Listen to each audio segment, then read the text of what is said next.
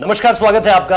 15 अगस्त 2020 घड़ी की सुइयां 7:29 बता रही थी और एक इंस्टाग्राम पोस्ट आती है महेंद्र सिंह धोनी के इंस्टाग्राम अकाउंट पे, ऑफिशियल इंस्टाग्राम अकाउंट पे, और वो कहते हैं कि आज से संन्यास की घोषणा करता हूं।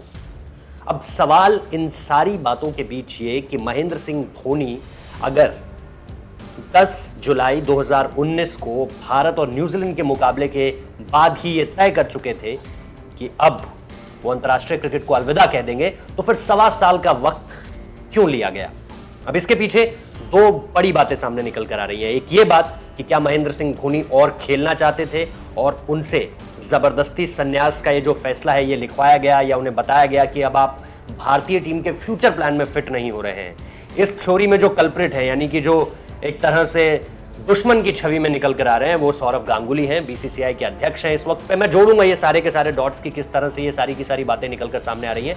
और दूसरी थ्योरी ये बताती है कि अगर महेंद्र सिंह धोनी को संन्यास लेना था तो उन्होंने इतना लंबा इंतजार क्यों किया? अगर वो सही तरीके से लेना चाहते थे, किसी तरह की कोई पॉलिटिक्स नहीं हुई, राजनीति नहीं हुई उनको टीम से हटाने के पीछे, क्योंकि हम जानते हैं कपिल देव से लेकर सचिन तेंदुलकर तक सबके घर में फोन गए हैं, सबसे ये पूछा गया है कि उनका आगे का प्लान क्या है।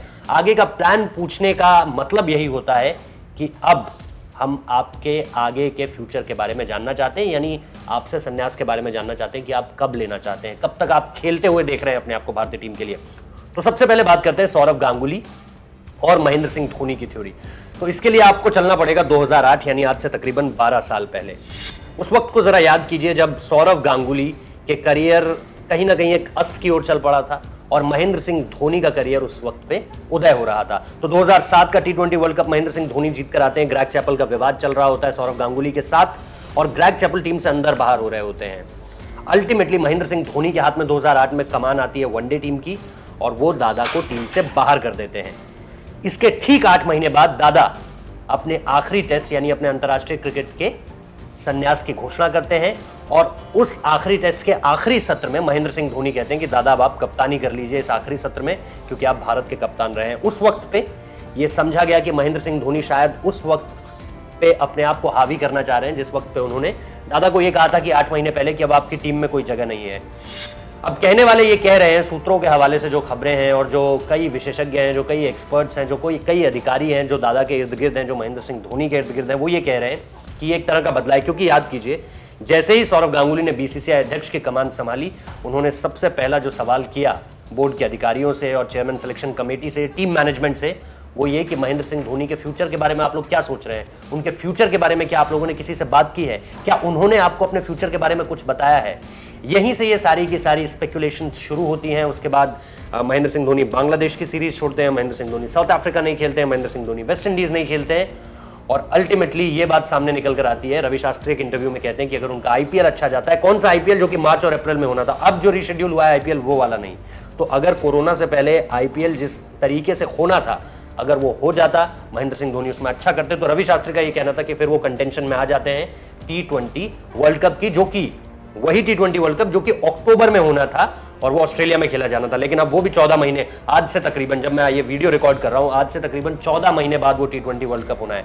यानी अगर ये सारी चीजें तय हिसाब से हुई होती तो महेंद्र सिंह धोनी शायद आईपीएल भी अब तक खेल चुके होते और हम आईपीएल के विनर को देख चुके होते और महेंद्र सिंह धोनी के परफॉर्मेंस के एनालिसिस को देखते हुए हम ये फैसला कर पाते कि क्या वो T20 वर्ल्ड कप में खेलेंगे या नहीं।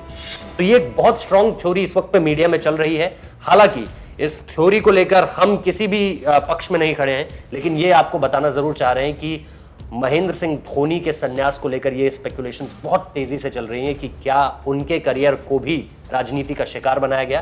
क्योंकि यही चीज आप याद कीजिए कपिल देव के साथ हुई थी। कपिल देव के आखिरी के 2 साल बहुत खराब गए थे और उनसे बातचीत लगातार कोई नहीं कर रहा था, उनको टीम से भी बाहर रखा जा रहा था, उनको बताया नहीं जा रहा था कि उनके भविष्य का क्या होगा।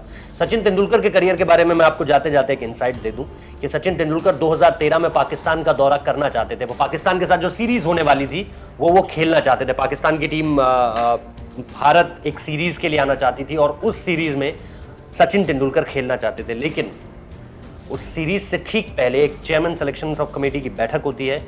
बैठक में जो प्रोटोकॉल है वो ये कहता है कि आप सेक्रेटरी जाएगा, उस बैठक में कौन जाएगा? सचिव जाएगा और उसमें जो चेयरमैन सिलेक्शन कमेटी का अध्यक्ष होगा वो जाएगा। बोर्ड का अध्यक्ष कभी भी चेयरमैन सिलेक्शन कमेटी में नहीं जाता है। लेकिन कुछ लोगों का यह कहना है कि महेंद्र सिंह धोनी सिर्फ सचिन के भविष्य से पर्दा हटाने के लिए, मतलब सचिन को संन्यास की तरफ ले जाने के लिए ये कह चुके थे कि इस बैठक में एन श्रीनिवासन भी आएंगे, जो उस वक्त पे बोर्ड के प्रेसिडेंट थे। दबाव बनाया गया, सचिन से बात हुई और आखिरकार सचिन तेंदुलकर को अपना फैसला संन्यास के रूप में सबके सामने रखना पड़ा, जो कि बहुत अचानक से आया था और सबको हैरान कर गया था। तो भारतीय टीम के इर्द गिर्द जो भी इसका एक दायरा है, जिसमें बीसीसीआई है, जिसमें टीम मैनेजमेंट है, जिसमें अधिकारी हैं, ये सारा का सारा एक तरह की राजनीति को लेकर भी अपने साथ चलता है और करियर पॉलिटिसाइज होते हैं। इस बात को कहते हुए मुझे कोई अतिशयोक्ति नहीं है, इस बात को कहते हुए मैं किसी भी तरह का साइन ऑफ एक्सक्लेमेशन नहीं लगाना चाहता, लेकिन इस बात पे अभी यकीन कर पाना कि महेंद्र सिंह धोनी का करियर इस वक्त पे इसलिए खत्म हो गया, उन्हें संन्यास की घोषणा इसलिए करनी पड़ी कि दादा का प्रेशर था, इसमें थोड़ी सी अभी और रिपोर्ट्स का इंतजार करना चाहिए। कुछ और अगर ऐसी बातें सामने निकल कर आती हैं या किसी खिलाड़ी का कोई इनपुट निकल कर आता है या बोर्ड के किसी अधिकारी का इनपुट निकल कर आता है तो ये बेहद दिलचस्प होने वाला है। और अब महेंद्र सिंह धोनी के करियर को जोड़कर, क्योंकि देखिए फिर दूसरा सवाल वही है कि क्या आप 1.25 साल का इंतजार करेंगे? महेंद्र सिंह धोनी जैसा शख्स जो 90 टेस्ट खेल चुका है, हर खिलाड़ी की ये एक उम्मीद होती है, हर खिलाड़ी का ये सपना होता है जब वो क्रिकेट खेलना शुरू करता है कि वो भारत के लिए 100 टेस्ट मैच खेले।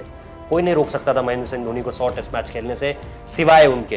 हुआ भी यही, मेलबर्न का मैदान था, प्रेस कॉन्फ्रेंस की, टीम इंडिया उस टेस्ट सीरीज में बुरी तरह से हार रही थी, उससे पहले भी टेस्ट सीरीज हार चुकी थी, इंग्लैंड में हमने देखा था। लेकिन 2014 दिसंबर महेंद्र सिंह धोनी कहते हैं कि मेलबर्न टेस्ट के बाद कि अब मैं आगे नहीं खेलना चाहूंगा। उसके बाद सिडनी में भारत को एक और टेस्ट मैच खेलना था, वो सीरीज अल्टीमेटली भारत हारता है।